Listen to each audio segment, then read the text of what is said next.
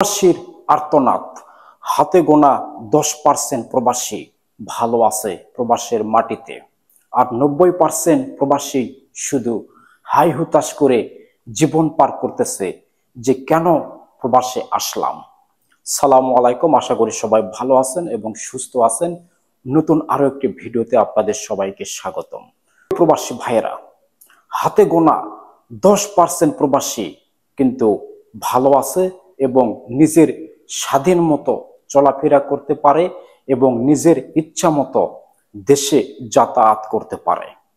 আর 90% প্রবাসী আপনার শুধু হাই হতাশ করে জীবনযাপন করতেছে যে কেন প্রবাসে আসলাম। প্রবাসে না এসে দেশে থেকে যদি অটো রিক্সা চালাইতাম তাহলে হয়তোবা এই প্রবাসের চাইতে সুন্দরভাবে সংসারটাকে গুছিয়ে নিতে পারতাম। প্রিয় দর্শক শ্রোতা, আজকে একটা জায়গায় কাজে গেছিলাম, সেখানে এমন একটি লোকের সঙ্গে গল্প করলাম, সেই লোকটি এমনভাবে বিশ্লেষণ করলো যেটা শুনে আমি একবারে হতভম্ব হয়ে গেলাম। 5টি বছর হচ্ছে মালয়েশিয়া আসছে, 5 বছরের ভিতরে 3 বছরই সেই লোকটি বেকারত্ব জীবনযাপন করছে এই প্রবাসের মাটিতে। 5 বছরের ভিতরে 2 বছর সঠিকভাবেও কাজ করতে পারে নাই। 5 বছরের ভিতরে 5 লক্ষ টাকা খরচ করে অনেক স্বপ্ন অনেক আশা নিয়ে মালয়েশিয়াতে আসছিল। সেই লোকটি এখনো পর্যন্ত তার 2 লক্ষ টাকা দেনার বোঝা তার মাথায়। 2টি মেয়ে সন্তান রয়েছে, একটি ছেলে। ছেলে হচ্ছে ছোট, মেয়ে 2টা মানে বিয়ে উপযুক্ত হয়ে যাচ্ছে। সেই প্রবাসীর মাথায় এত বড় একটা চাপের বোঝা, কথা শুনে আমার চোখ দিয়ে পানি ঝরার মতো অবস্থা হয়ে গিয়েছিল। আর সেই প্রবাসীর শরীরের কি কন্ডিশন একবার চিন্তা করে দেখুন।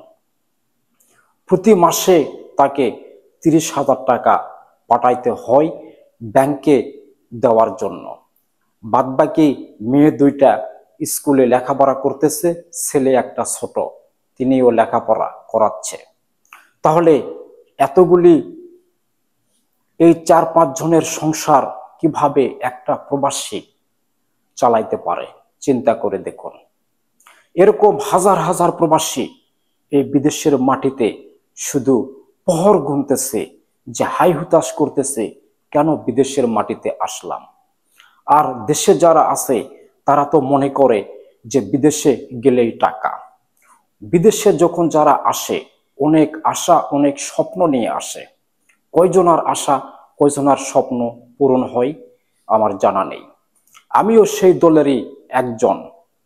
দীর্ঘ 18 বছর ধরে এই বিদেশের মাটিতে পাড়ি জমাছি। আমিও তাদের মতোই একজন প্রবাসী। দীর্ঘ 18টি বছর বিদেশের মাটিতে রয়েছি। এখনো পর্যন্ত নিজের ইচ্ছা মতো দেশে যাতায়াত করতে পারি না।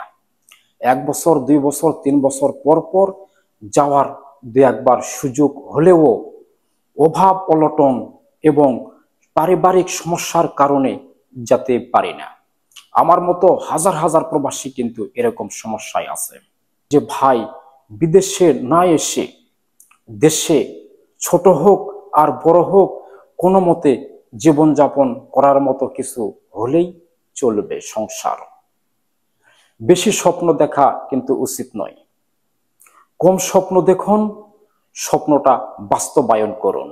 প্রিয় প্রবাসী ভাইয়েরা, আজকে এখানেই বিদায়। দেখা হচ্ছে নতুন কোনো একটা ভিডিওতে। যে যেখানে থাকবেন ভালো থাকবেন এবং সুস্থ থাকবেন, নিরাপদে থাকবেন। আল্লাহ হাফেজ, সালামু আলাইকুম।